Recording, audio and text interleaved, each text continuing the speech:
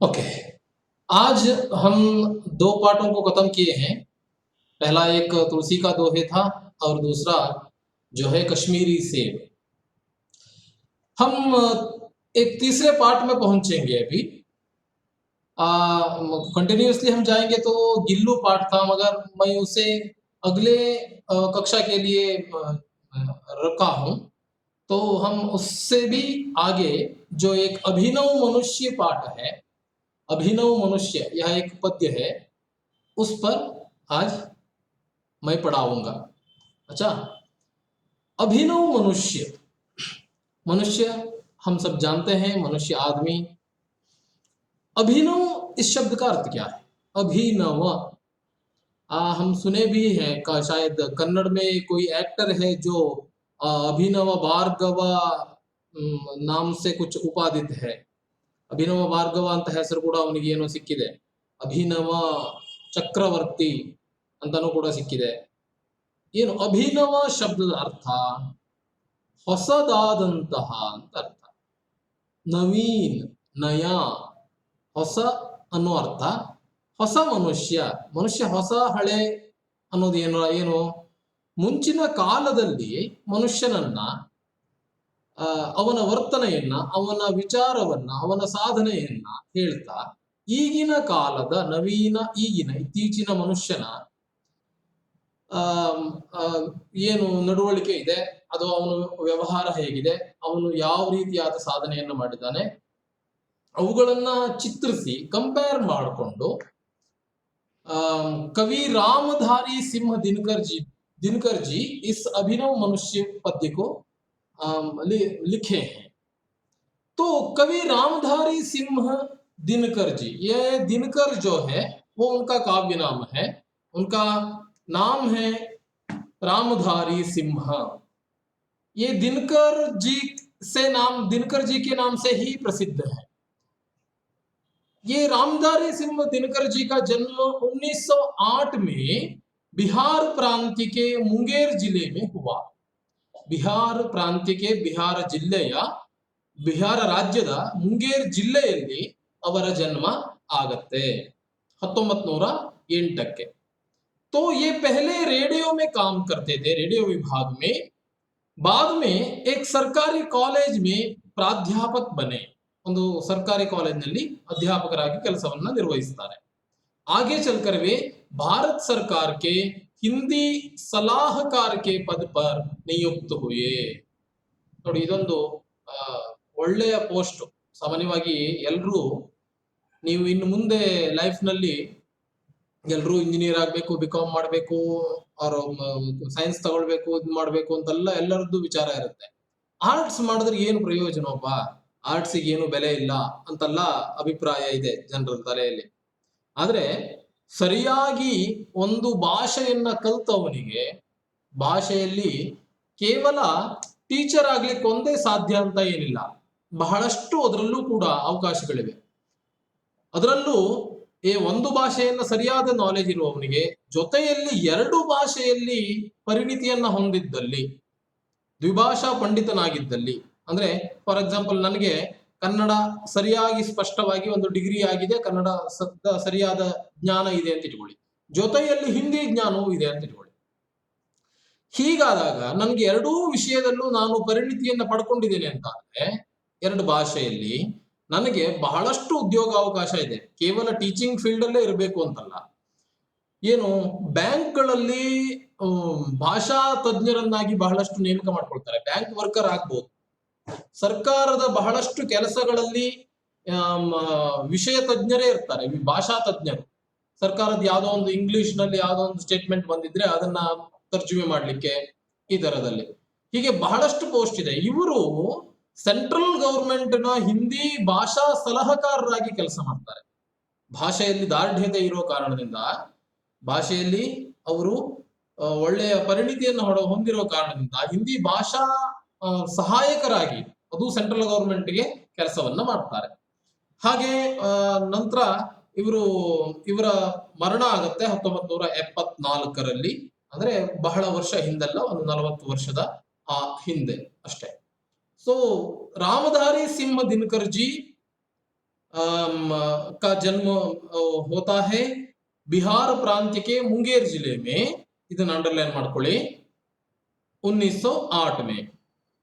उसके बाद इनके द्वारा रचित कुछ प्रमुख रचनाएं हैं हुंकार, रेणुका, रसवंती, सामधेनी, धूप चाह, कुरुक्षेत्र, बापू, रश्मिरथी इत्यादि।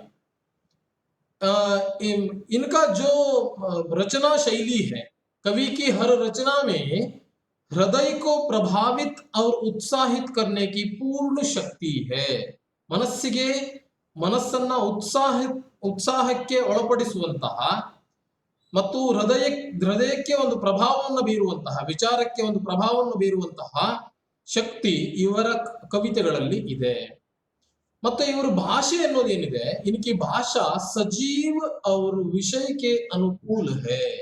ಜೀವ ತುಂಬಿದಂತಹ ಭಾಷೆಯ ರೀತಿಯಲ್ಲಿ ಇವರು ತಮ್ಮ ಕವಿತೆಗಳನ್ನ ಬರ್ಕೊಂಡು ಹೋಗ್ತಾರೆ। ಅವ್ರ ಕವಿತೆಗಳನ್ನ ಓದ್ ತಕ್ಷಣ ಅದು ಅರ್ಥ ಆಗ್ತಾ ಹೋಗುತ್ತೆ। ಒಂದಷ್ಟು ಕವಿತೆಗಳನ್ನ ಓದ್ಬೇಕು, ಏನು ಓದು ಅಂತ। ಸೊ ಈ ಅಭಿನವ ಮನುಷ್ಯ ಅನ್ನುವಂತಹ ಪದ್ಯ ಭಾಗವನ್ನ ಕುರುಕ್ಷೇತ್ರಕ್ಕೆ ಷಷ್ಠ ಸರ್ಗ ಸೆ ಲಿಯಾ ಗಯಾ ಹೈ, ಇದನ್ನೊಂದು ಅಂಡರ್ಲೈನ್ ಮಾಡ್ಕೊಳ್ಳಿ। ಕುರುಕ್ಷೇತ್ರ ಅನ್ನುವಂತಹ ಅವರ ಏನು ಕವಿತಾ ಸಂಕಲನ ಇದೆ, ಕುರುಕ್ಷೇತ್ರ ಪ್ರಮುಖ ರಚನೆ, ಅದರ ಷಷ್ಠ ಸರ್ಗ, 6ನೇ ಒಂದು ಸರ್ಗ ಪಾರ್ಟ್ ಭಾಗದಲ್ಲಿ ಇದನ್ನ ಅಭಿನವ ಮನುಷ್ಯ ಅನ್ನೋ ಪದ್ಯವನ್ನ ಕೊಟ್ಟಿದ್ದಾರೆ। ಸೊ ನಾವಿವತ್ತು ಅವರಿಂದ ರಚಿತವಾದಂತಹ ಅಭಿನವ ಮನುಷ್ಯ ಅನ್ನುವಂತಹ ಪದ್ಯವನ್ನ ನೋಡ್ತೇವೆ, ಓದ್ತೇವೆ।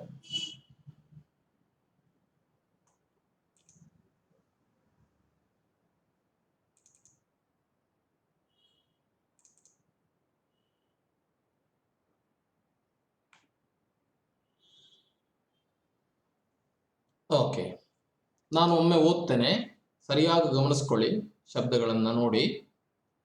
आज की दुनिया विचित्र नवीन, प्रकृति पर सर्वत्र है विजयी पुरुष आसीन। हे बंधे नर के करों में वारी विद्युत भाप, हुक्म पर चढ़ता उतरता है पवन का ताप। है नहीं बाकी कहीं व्यवधान, लांघ सकता नर सरित गिरि सिंधु एक समान। यह मनुज जो सृष्टि का श्रृंगार, ज्ञान का विज्ञान का आलोक का आगार। यह मनुज जिसका गगन में जा रहा है यान, कांपते जिसके करों को देख कर परमाणु। यह मनुज जो सृष्टि का श्रृंगार, ज्ञान का विज्ञान का आलोक का आगार। व्योम से पाताल तक सब कुछ इसे है ज्ञेय, पर न यह परिचय मनुज का, यह न उसका श्रेय। श्रेय उसका बुद्धि पर चैतन्य उर की जीत, श्रेय मानव की असीमित मानवों से प्रीत। एक नर से दूसरे के बीच का व्यवधान, तोड़ दे जो बस वही ज्ञानी, वही विद्वान और मानव भी वही। ಇನ್ನೊಮ್ಮೆ ಸರಿಯಾಗಿ ನೋಡ್ಕೊಳ್ಳಿ। आज की दुनिया विचित्र नवीन, प्रकृति पर सर्वत्र है विजयी पुरुष आसीन। हे बंधे नर के करों में वारी विद्युत भाप, हुक्म पर चढ़ता उतरता है पवन का ताप।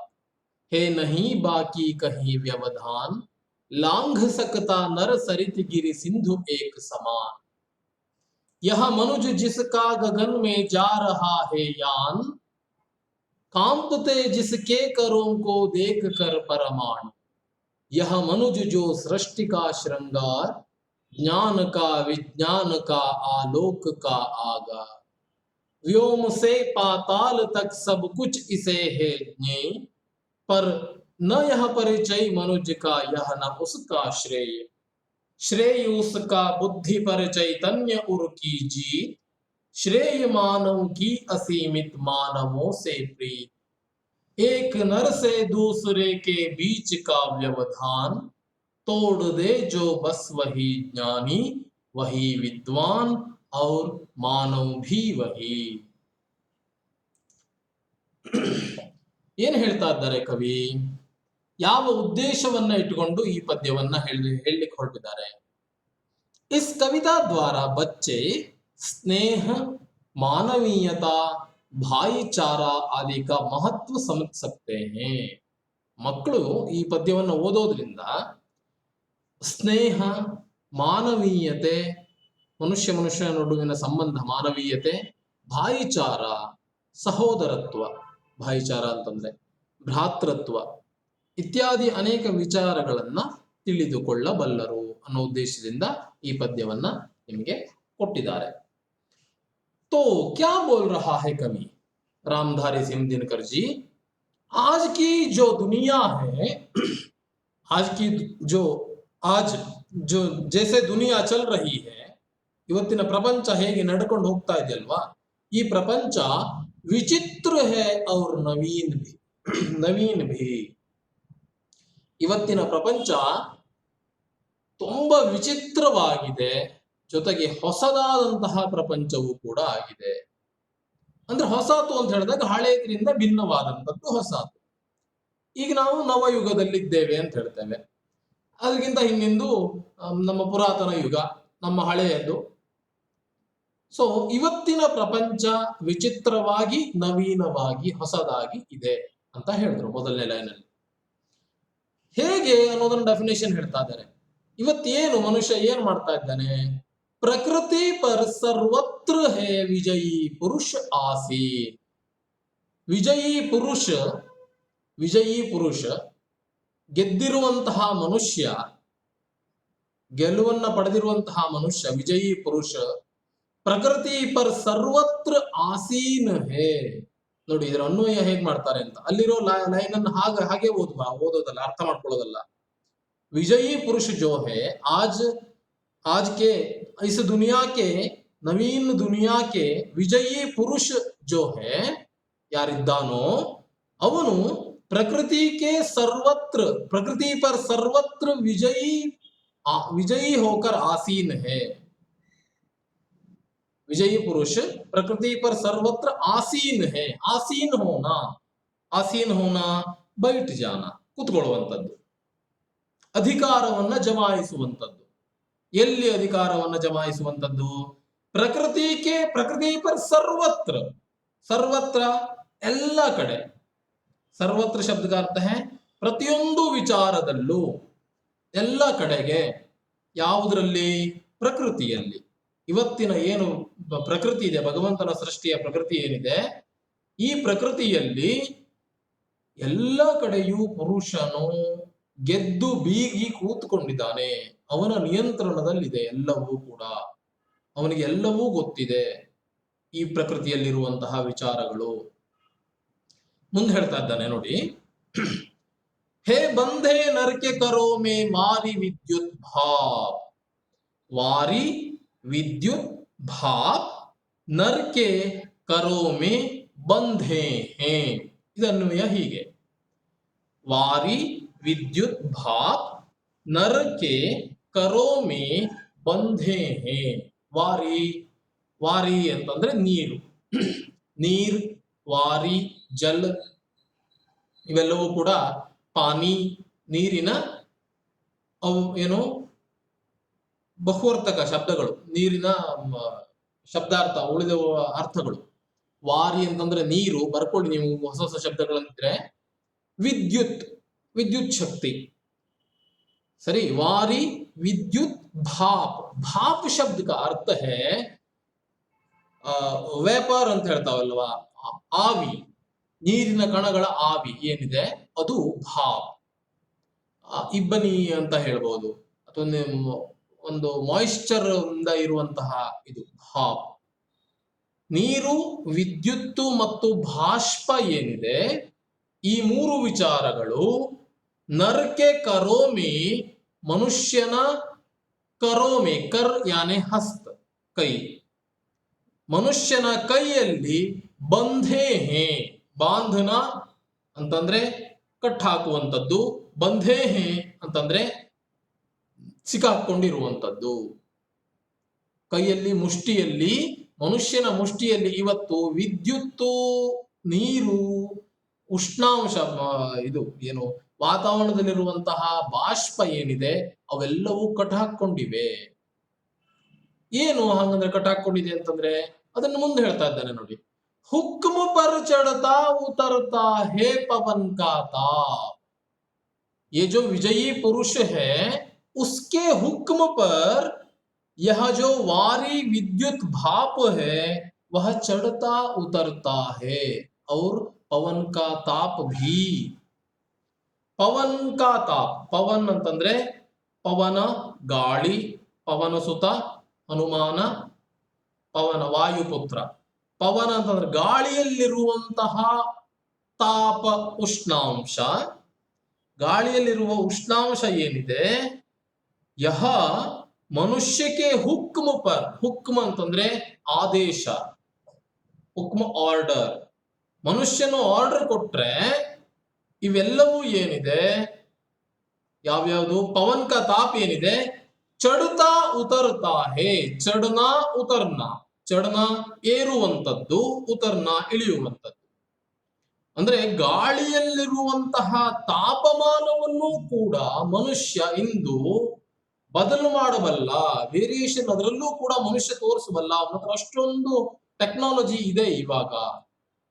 ಯಾವುದೋ ಒಂದು ಕ್ಷೇತ್ರದಲ್ಲಿ, ಯಾವುದೋ ಒಂದು ಪರಿಮಿತಿಯಲ್ಲಿ ಅವನು ಕೃತಕವಾಗಿ ಸುಂಟ್ರ ಗಾಳಿಯನ್ನು ನಿರ್ಮಾಣ ಮಾಡಬಲ್ಲ, ಅಥವಾ ಅಲ್ಲಿನ ಉಷ್ಣಾಂಶವನ್ನ ವೇರಿಯೇಷನ್ ಮಾಡಬಲ್ಲ ಮನುಷ್ಯ, ಇವತ್ತಿನ ಮನುಷ್ಯ. ಅಂದ್ರೆ ಅವನ ಕೈಯಲ್ಲಿ ಸಿಕ್ಕಾಕೊಂಡು ಬಿದ್ದಿದೆ. ನೀರು, ವಿದ್ಯುತ್, ಭಾಪ್ ಎಲ್ಲವೂ ಕೂಡ ಅವನ ಕೈಯಲ್ಲಿದೆ. ಅವನು ಅದನ್ನು ನಿಯಂತ್ರಣ ಮಾಡಬಲ್ಲ. ಇವತ್ತಷ್ಟೊಂದು ಸಾಮರ್ಥ್ಯ ಇದೆ ಮನುಷ್ಯನ ಹತ್ರಕ್ಕೆ. ಹೇ ನಹಿ ಬಾಕಿ ಕಹಿ ವ್ಯವಧಾನ್. ಕಹಿ, ಕಹಿ ಅಂತಂದ್ರೆ ಎಲ್ಲೂ ಕೂಡ, ಬಾಕಿ ವ್ಯವಧಾನ್ ಬಾಕಿ ನಹಿ ಹೇ, ಕಹಿ ಎಲ್ಲೂ ಕೂಡ, ವ್ಯವಧಾನ ಅಂತಂದ್ರೆ ಒಂದು ತಡೆಗೋಡೆ ಅಂತ ಅರ್ಥ. ಅವನಿಗೆ ಸ್ಟಾಪ್ ಅನ್ನುವಂತಹ, ಅವನನ್ನ ತಡೆದು ನಿಲ್ಲಿಸುವಂತಹ ಯಾವುದೇ ಒಂದು ತಡೆಗೋಡೆ ಎನ್ನುವಂಥದ್ದು ಬಾಕಿ ನಹಿ ಹೇ, ಉಳಿದಿಲ್ಲ. ಅವನು ಎಲ್ಲಾ ಕಡೆಯೂ ತನ್ನ ಹಸ್ತಕ್ಷೇಪವನ್ನ ಮಾಡ್ತಾ ಇದ್ದಾನೆ. ಇವತ್ತಿನ ಮನುಷ್ಯ ವಿಚಿತ್ರವಾಗಿದೆ. ಇವತ್ತಿನ ಜೀವನ ಹೊಸದಾಗಿದೆ, ವಿಚಿತ್ರವಾಗಿದೆ. ಯಾಕೆ ಅನ್ನೋದನ್ನ ಹೇಳ್ತಾ ಇದ್ದಾನೆ. ಇದೆಲ್ಲ ವಿಚಿತ್ರ, ಲೇಖಕನ ಪ್ರಕಾರ, ಕವಿಯ ಪ್ರಕಾರ ಇದೆಲ್ಲ ಅಸಾಧ್ಯವಾದದ್ದನ್ನ ಸಾಧಿಸಿ ತೋರಿಸ್ತಾ ಇದ್ದಾನೆ ಮನುಷ್ಯ ಈಗ. ಏನು, ಪ್ರಕೃತಿಯ ಎಲ್ಲಾ ಕಡೆಗೂ ತನ್ನ ವಿಜಯಿಯಾಗಿ ಕುತ್ಕೊಂಡಿದ್ದಾನೆ. ಪ್ರಕೃತಿಗೆ ಸರ್ವತ್ರ, ಪ್ರಕೃತಿಗೆ ಹರ್ ತತ್ವ ಪರ್, ಎಲ್ಲ ಒಂದು ತತ್ವದ ಮೇಲೂ, ತತ್ವಗಳು ಪಂಚಭೂತಗಳಿರ್ಬೋದು, ಎಲ್ಲ ತತ್ವದ ಮೇಲೆ, ಗಾಳಿ, ನೀರು, ಭೂಮಿ ಎಲ್ಲದರ ಮೇಲೆಯೂ ಕೂಡ ಅವನ ಒಂದು ಅಧಿಕಾರ ಅನ್ನುವಂಥದ್ದು ಬಂದು ಜಮಾಯಿಸಿದಾನೆ. ಅವನು ಬಂದು ಕೂತ್ಕೊಂಡಿದ್ದಾನೆ. ಅದರಲ್ಲಿ ಎಲ್ಲ ಕಡೆ ಅವನು ತನ್ನ ಅಧಿಕಾರವನ್ನು ಚಲಾಯಿಸ್ತಾ ಇದ್ದಾನೆ. ಅವನ ಕೈಯಲ್ಲಿ ನೀರು, ವಿದ್ಯುತ್ತು ಮತ್ತು ಬಾಷ್ಪವೂ ಕೂಡ ಸಿಕ್ಕಾಕೊಂಡಿದೆ.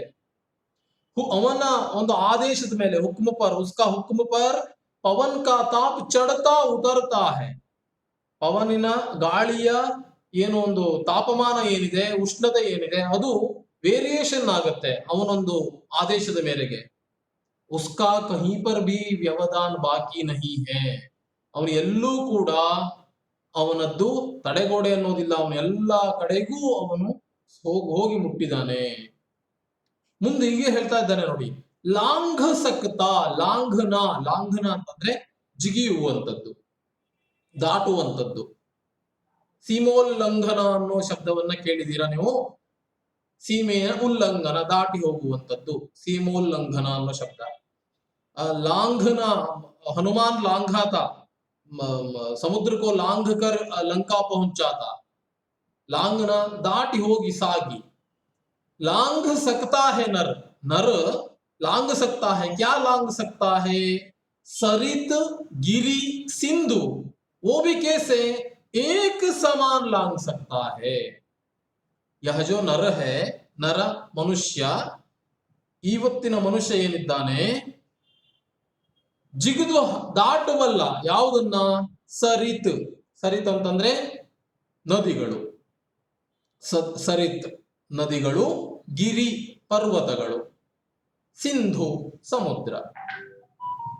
ನದಿ, ಪರ್ವತ, ಸಮುದ್ರಗಳನ್ನ ಇಂದಿನ ಮನುಷ್ಯ ಏನಿದ್ದಾನೆ ಏಕ್ ಸಮಾನ್ ಲಾಂಗ್ ಸಕ್ತಾ ಹೇ, ಒಂದೇ ರೀತಿಯಲ್ಲಿ ದಾಟಬಲ್ಲ.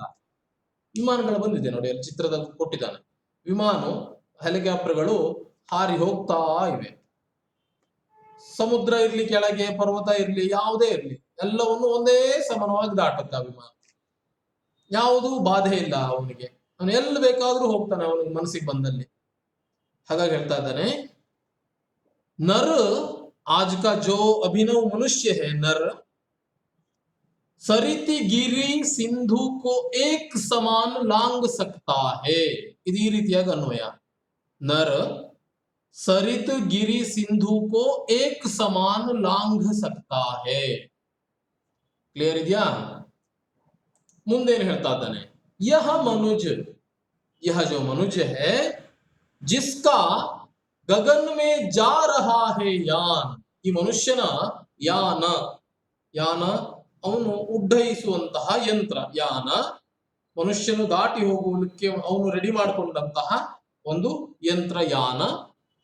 ಅವನ ಯಾನ ಅನ್ನುವಂಥದ್ದು ಏನಿದೆ, ಯಹ ಮನುಜ್ ಜಿಸ್ಕಾ ಗಗನ್ ಮೇ ಜಾ ರಹಾ ಹೇ ಯಾನ್, ಯಹ ಜೋ ಯಾನ್ मनुष्य का यान गगन में जा रहा है, कांपते जिसके करों को देख कर परमाणु. परमाणु जो है ಅತ್ಯಂತ ಸೂಕ್ಷ್ಮ ಕಣ ಪರಮಾಣು. ಈ ಪರಮಾಣುವು ಕೂಡ ಸ್ವಲ್ಪ ಬರಿಗಣ್ಣಲ್ಲಿ ಕಾಣೋದು ಇಲ್ಲ ನಮ್ಗೆ.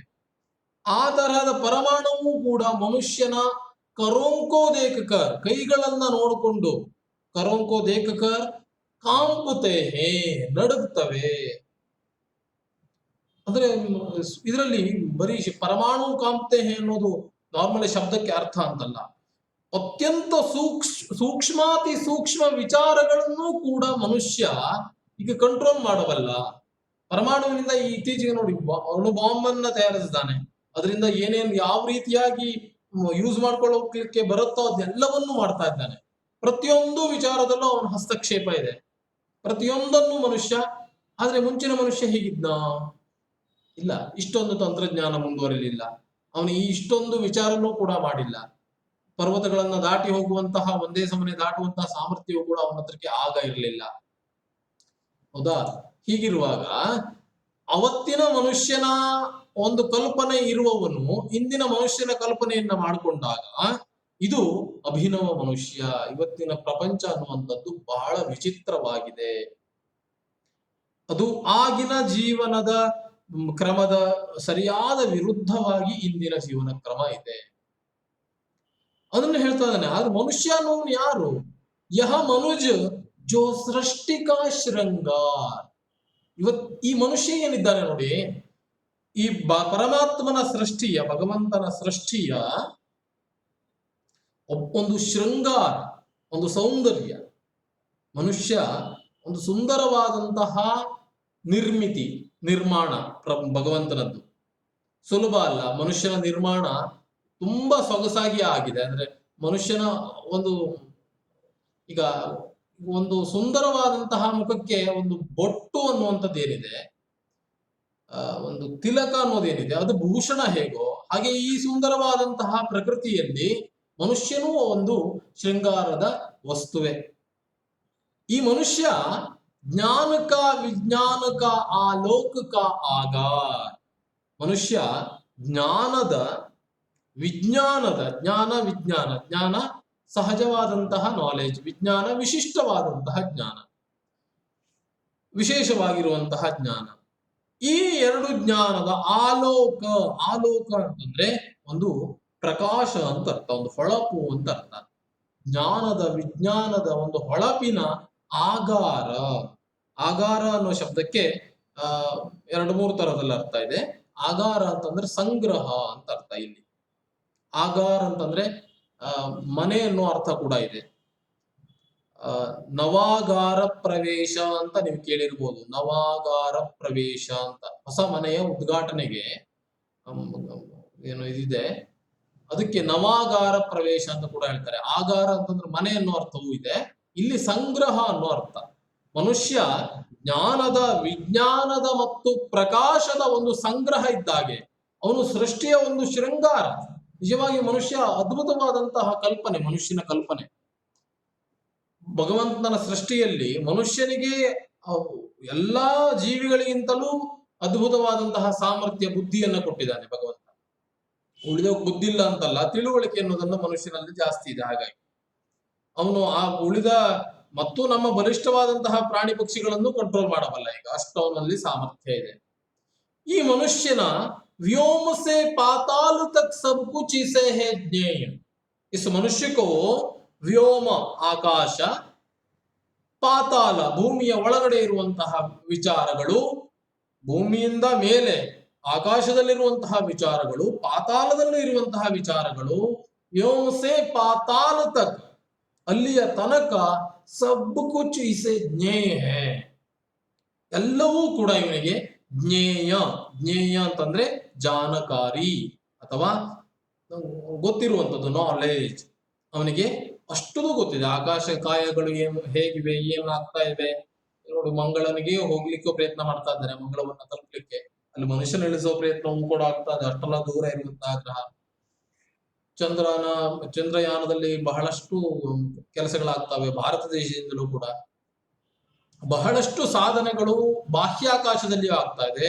ಭೂಮಿಯ ಒಳಪದರದಲ್ಲಿ ಏನೇನಿದೆ ಅನ್ನೋದು ಕೂಡ ಜಿಯೋಗ್ರಫಿ ಏನ್ ಮಾಡ್ತಾ ಇದೆ, ಅದ್ರ ಬಹಳಷ್ಟು ಸ್ಟಡಿ ಮಾಡಿ ಕೊಡ್ತಾ ಇದೆ ಭೂಮಿಯ ಒಳಗಡೆ.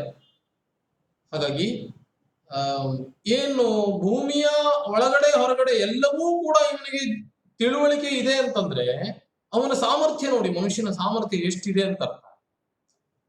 ಅದ್ಭುತವಾದಂತಹ ಸೃಷ್ಟಿಯ ಒಂದು ಕೊಡುಗೆ ಮನುಷ್ಯ. ಈ ಮನುಷ್ಯ ಸೃಷ್ಟಿಗೊಂದು ಶೃಂಗಾರವೂ ಕೂಡ ಹೌದು. ಇವನಲ್ಲಿ ತುಂಬಾ ಜ್ಞಾನ ಇದೆ, ವಿಶೇಷವಾದ ಜ್ಞಾನವೂ ಇದೆ. ಇವನಲ್ಲಿ ಒಂದು ಹೊಳಪಿದೆ, ಒಂದು ಪ್ರಕಾಶ ಇದೆ, ಒಂದು ಆಲೋಕ ಇದೆ. ಅವನು ಅಷ್ಟೆಲ್ಲ ದೊಡ್ಡದರ ಸಂಗ್ರಹ. ಇವನ ಏನು ಈ ವಾಹನ ಏನಿದೆ ಅದು ಆಕಾಶದ ತನಕ ತಲುಪಬಲ್ಲದು. ಇವನ ಕೈಗಳನ್ನ ನೋಡಿಕೊಂಡು ಪರಮಾಣುವು ಕೂಡ ಏನಾಗುತ್ತೆ, ಶೇಕ್ ಆಗುತ್ತೆ, ವೇರಿ ಆಗುತ್ತೆ ಅದು. ಇವನು ಒಂದೇ ಸಮಾನವಾಗಿ ನದಿಯನ್ನ, ಪರ್ವತವನ್ನ, ಸಿಂಧುವನ್ನ, ಸಮುದ್ರವನ್ನ ದಾಟಬಲ್ಲ. ಇವನಿಗೆ ಎಲ್ಲೂ ಕೂಡ ಅಡೆತಡೆ ಅನ್ನುವಂಥದ್ದೇ ಉಳಿದಿಲ್ಲ. ಎಲ್ಲೂ ಕೂಡ ವ್ಯವಧಾನ ಶಬ್ದ ಅರ್ಥ ಅಡೆತಡೆ ಅಂತ. ಅವನು ಗಾಳಿಯಲ್ಲಿರುವಂತಹ ಉಷ್ಣಾಂಶವನ್ನು ಕೂಡ ವೇರಿಯೇಷನ್ ಮಾಡಬಲ್ಲ. ಅದರಲ್ಲಿ ವಾರಿ, ವಿದ್ಯುತ್, ಭಾಪ್ ಈ ಮೂರೂ ಕೂಡ ನೀರು, ವಿದ್ಯುತ್ ಮತ್ತು ಬಾಷ್ಪವು ಕೂಡ ಮನುಷ್ಯನ ಹಿಡಿತದಲ್ಲಿದೆ, ಹತೋಟಿಯಲ್ಲಿದೆ. ಈ ಮನುಷ್ಯ ಅನ್ನುವಂಥವನು ಪ್ರಕೃತಿಯ ಎಲ್ಲ ಕಡೆ ತನ್ನ ವಿಜಯವನ್ನ ಜಮಾಯಿಸಿಕೊಂಡು ಕೂತ್ಕೊಂಡಿದ್ದಾನೆ. ಆದರೆ ಹೇಳ್ತಾ ಇದ್ದಾರೆ ಕವಿ, ಪರ್ ಅನ್ನೋ ಶಬ್ದ ಇದೆ ನೋಡಿ ಅಲ್ಲಿ. ಆದರೆ ನ ಯಹ ಪರಿಚಯ ಮನುಜಿಕಾ, ಯಹ ಪರಿಚಯ ಮನುಜಿಕಾ ನಹಿ ಹೇ. ಯಹ ಇದು ನಿಜವಾದಂತಹ ಮನುಷ್ಯನ ಪರಿಚಯ ಅಲ್ಲ.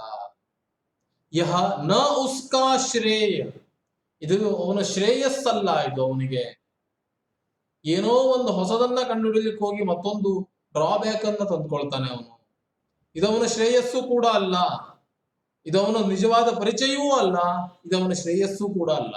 ಅವನಿಗೆ ಶ್ರೇಯಸ್ಸು ಕೂಡ ಅಲ್ಲ, ಒಳ್ಳೆಯದು ಕೂಡ ಅಲ್ಲ ಅವನಿಗೆ.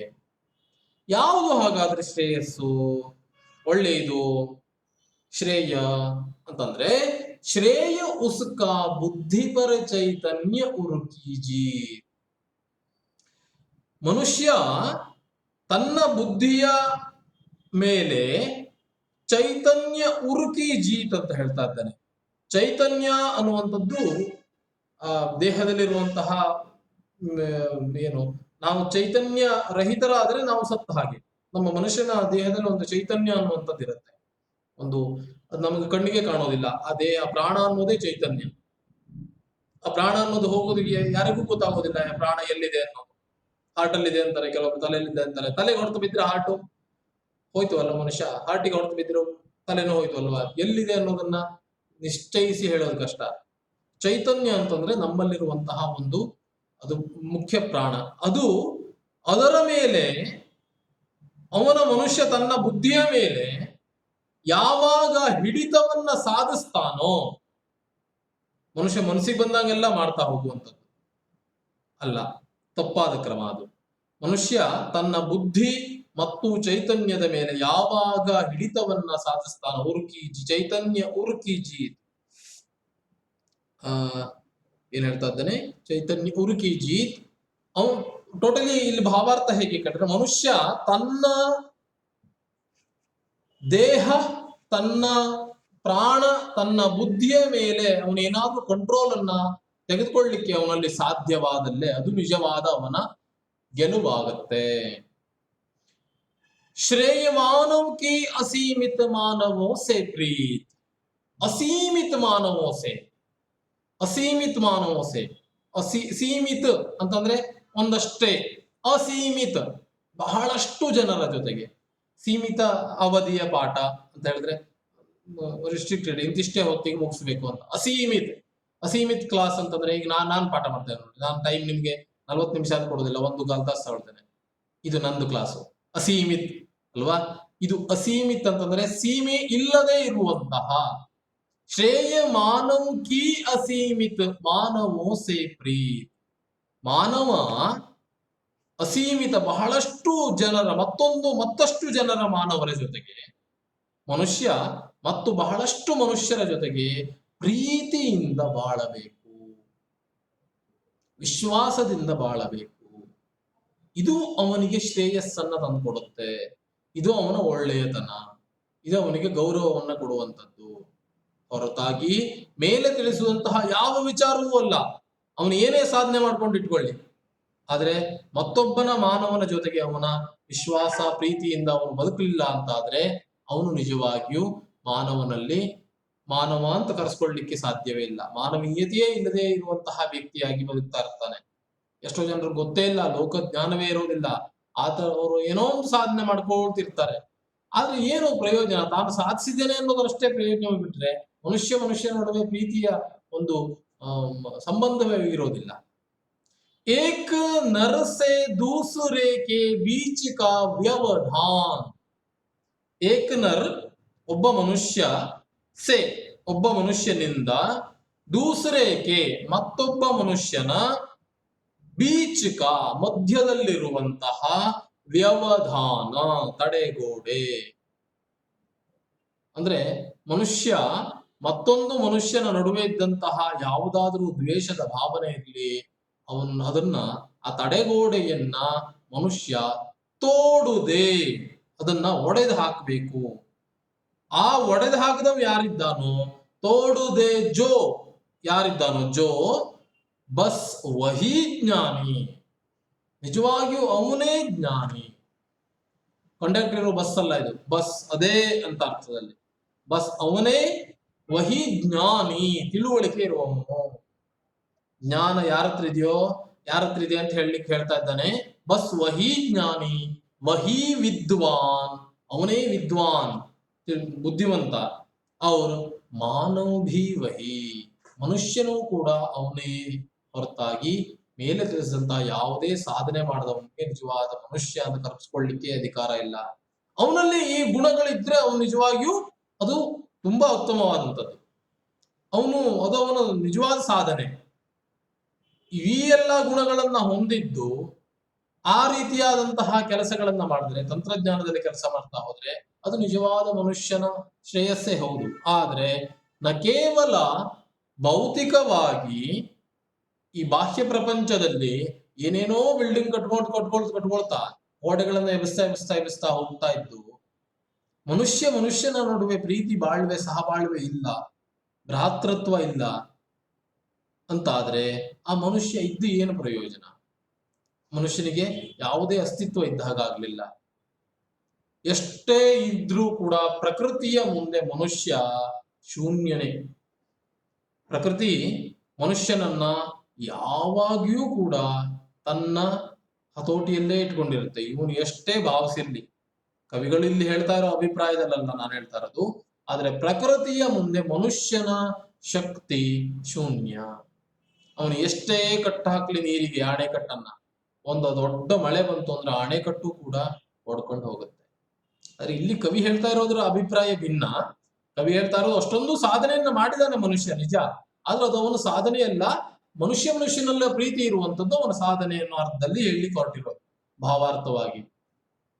ಆದರೆ ನೈಜವಾಗಿ ಪ್ರಕೃತಿಯ ಮುಂದೆ ಮನುಷ್ಯನ ಯಾವುದೇ ಚಟುವಟಿಕೆಗಳು ನಿಲ್ಲೋದಿಲ್ಲ, ಅವನು ಏನೇ ಮಾಡಿರ್ಲಿ. ಹಾಗಾಗಿ ಪ್ರಕೃತಿ ಅನ್ನುವಂಥದ್ದು ಯಾವಾಗ್ಲೂ ಗ್ರೇಟ್. ಅದು ಅದರ ಸಂತುಲನವನ್ನ ಅದು ಕಾಯ್ಕೊಳ್ಳುತ್ತೆ. ಮನುಷ್ಯ ಎಷ್ಟೇ ಹಾಳು ಮಾಡ್ತಾ ಇರಲಿ, ಅದರ ಸಂತುಲನಕ್ಕೆ ಬೇಕಾಗುವಂತಹ ದಾರಿಗಳನ್ನ ಅದು ಹುಡ್ಕೊಂಡು ಮತ್ತೆ ಅದು ತನಗೆ ಬೇಕಾದಾಗ ಮಾಡ್ಕೊಳ್ತಾ ಹೋಗುತ್ತೆ. सो कवि इस कविता का आशय देखिए वहां पर नीचे इस पद्य भाग में वैज्ञानिक युग और आधुनिक मानव का विश्लेषण हुआ है. ವೈಜ್ಞಾನಿಕ ಇವತ್ತಿನ ವೈಜ್ಞಾನಿಕ ಯುಗ, ವಿಜ್ಞಾನದ ಯುಗ ಏನಿದೆ ಮತ್ತು ಆಧುನಿಕ ಮನುಷ್ಯನ ವಿಶ್ಲೇಷಣೆಯನ್ನ ಕವಿ ಮಾಡಿದ್ದಾರೆ. कवि दिनकर जी इस कविता द्वारा यह संदेश देना चाहते हैं कि आज के मानव ने प्रकृति के हर तत्व पर विजय प्राप्त कर ली है, परंतु कैसी विडंबना है कि उसने स्वयं को नहीं पहचाना, अपने भाईचारे को नहीं समझा. प्रकृति पर विजय प्राप्त करना मनुष्य की साधना है. मानव मानव के बीच स्नेह का बांध बांधना मानव की सिद्धि है. जो मानव दूसरे मानव से प्रेम का रिश्ता जोड़कर आपस की दूरी को मिटाए वही मानव कहलाने का अधिकारी होगा. ನೋಡಿ, ಎಷ್ಟೋ ಅನ್ಸುತ್ತೆ ಈ ಶಹರೀಯ ಜೀವನದಲ್ಲಿ ಏನಾಗುತ್ತೆ ಅಂತಂದ್ರೆ ಎಲ್ಲ ದೊಡ್ಡ ದೊಡ್ಡ ಅಪಾರ್ಟ್ಮೆಂಟ್ಗಳಲ್ಲಿ ಜೀವನ ಮಾಡ್ತಾ ಇರ್ತಾರೆ. ಆ ಅಪಾರ್ಟ್ಮೆಂಟ್ ಅಲ್ಲಿ 100 ಗಟ್ಟಲೆ ಮನೆ ಇರುತ್ತೆ. ಅಕ್ಕಪಕ್ಕ ಮನೆಯನ್ನ ಎರಡನ್ನ ಬಿಟ್ಟು 3ನೇ ಮನೆಯ ಪರಿಚಯ ಅಲ್ಲಿ ಇರುವವನು ಮತ್ತು 4ನೇವನಿಗೆ ಇರೋದಿಲ್ಲ. ಇದು ಈಗಿನ ಆಧುನಿಕ ಮನುಷ್ಯನ ಪರಿಸ್ಥಿತಿ. ಒಂದು ಮನೆಯಲ್ಲಿ ಯಾರೋ ಒಬ್ನು ತೀರ್ಕೊಂಡಿದ್ದಾನೆ ಅಂತ ಆದ್ರೆ ಅಕ್ಕಪಕ್ಕದವರು ಮನೆಯವರು ಬರೋದಿಲ್ಲ ಆ ಹೆಣವನ್ನ ತೆಗೆದುಕೊಂಡೋಗಿ ಸುಡ್ಲಿಕ್ಕೆ. ಅವನು ಎಷ್ಟೊಂದು ಕಡೆಯಲ್ಲಿ ಎಷ್ಟೊಂದು ಘಟನೆಗಳು ಇದೇ ರೀತಿ ಆಗಿದೆ. ಒಬ್ರು ಸಿಂಗಲ್ ರೂಮ್ ಮಾಡ್ಕೊಂಡಿದ್ದು ಮನೆಯೊಳಗೆ ಏನಾದ್ರು ಸತ್ತೋದ್ರೆ 6-8 ದಿವಸದ ನಂತರ ಸತ್ತ ಮೇಲೆ ಗೊತ್ತಾಗತ್ತೆ, ಅದು ವಾಸನೆ ಬಂದ ನಂತರ. ಜನರಲ್ಲಿ ಸಹಭಾಗಿತ್ವ ಅನ್ನೋದಿಲ್ಲ, ಭ್ರಾತೃತ್ವ ಅನ್ನೋದಿಲ್ಲ. ಒಂದಷ್ಟು ಖುಷಿಯಿಂದ ಮನಸ್ಸು ತುಂಬಿ ಮಾತಾಡಬೇಕು, ಅಕ್ಕಪಕ್ಕದ ಮನೆಯವರಲ್ಲಿ ಒಳ್ಳೆಯ ರೀತಿಯಾದಂತಹ ಸಂಬಂಧಗಳನ್ನು ಬೆಳೆಸ್ಕೊಳ್ಬೇಕು, ಇಟ್ಕೊಳ್ಬೇಕು ಅನ್ನೋ ಮನಸ್ಥಿತಿ ಮನುಷ್ಯನಲ್ಲಿ ದೂರ ಆಗ್ತಾ ಇದೆ. ಇದು ಆಧುನಿಕ ಜಗತ್ತು. ಈ ಜಗತ್ತಿನಲ್ಲಿ ಮನುಷ್ಯ ಏನೇ ಸಾಧನೆ ಮಾಡ್ಕೊಳ್ಳಿ, ಕೈಯಲ್ಲಿ ಒಂದು ಮೊಬೈಲ್ ಇಟ್ಕೊಂಡ್ರೆ ಎಲ್ಲದೂ ಬಂತು ಅಂತ ಅಂದ್ಕೊಳ್ಳಿ, ಆದರೆ ನಿಜವಾಗಿಯೂ ಅದಲ್ಲ. ಮನುಷ್ಯನ ನಡುವೆ ಒಳ್ಳೆಯ ಪ್ರೀತಿ ಸಹೋದರತ್ವದ ಭಾವನೆಯನ್ನ ಬೆಳೆಸ್ಕೊಳ್ಬೇಕು, ಒಗ್ಗಟ್ಟಿನಿಂದ ಬಾಳಬೇಕು, ಖುಷಿಯಿಂದ ಬಾಳಬೇಕು. ಶ್ರೇಯ ಬೇಕಾದಷ್ಟು ಸಾಧನೆಯನ್ನ ಮಾಡ್ಲಿ ಮನುಷ್ಯ, ಮಾಡೋದು ಬೇಡ ಅಂತಲ್ಲ, ಆದರೆ ಅದರಲ್ಲೇ ಕಳೆದು ಹೋಗ್ಬಾರ್ದು. ನೈಜ ಮಾನವೀಯತೆಯನ್ನ ಮರಿಬಾರ್ದು. ಅವರದ್ದಷ್ಟೇ ಜೀವನ, ತಂದು ತನ್ನ ಮಕ್ಕಳು, ತಂದು ತನ್ನ ಹೆಂಡತಿ, ಇಷ್ಟರಲ್ಲೇ ಜೀವನ ಅಲ್ಲ. ಜೊತೆಗೆ ಸಮಾಜ ಅನ್ನುವಂಥದ್ದಿದೆ, ಅದರ ಜೊತೆಗೆ ಸಹಬಾಳ್ವಿಕೆಯಿಂದ ಬಾಳುವಂಥದ್ದು ಮನುಷ್ಯನ ನಿಜವಾದ ಕರ್ತವ್ಯ. ಹಾಗಾಗಿ ದಿನಕರ್ ಅವರು ಮನುಷ್ಯ ಎಷ್ಟೇ ಸಾಧನೆಯನ್ನ ಮಾಡ್ಲಿ, ಏನೇ ಮಾಡ್ಲಿ, ಅದು ಅವನ ಶ್ರೇಯಸ್ಸಲ್ಲ, ಈಗಿನ ಮನುಷ್ಯನ ಶ್ರೇಯಸ್ಸಲ್ಲ. ನಿಜವಾದ ಶ್ರೇಯಸ್ಸಿರೋದು ಅವನ ಸಂಬಂಧಗಳಲ್ಲಿ, ಪ್ರೀತಿ ವಿಶ್ವಾಸ ಸಹಬಾಳ್ವೆಯಲ್ಲಿ ಅಂತ ಹೇಳ್ತಾ ಹೋಗ್ತಾ ಇದ್ದಾರೆ. ಈಗ ಒಂದು ಮೀಟ್ ಮುಗಿಯುತ್ತೆ. ಸೊ ಮೀಟ್ ಎಂಡ್ ಆದ್ರೆ ಇನ್ನು ಒಂದು ಲಿಂಕ್ ಕೊಡ್ತೇನೆ, ಒಂದು 10 ನಿಮಿಷ ಇದರ ಬಗ್ಗೆ ಡಿಸ್ಕಸ್ ಮಾಡ್ಕೊಂಡು ನಾವು ಮುಗಿಸೋಣ. ಓಕೆ.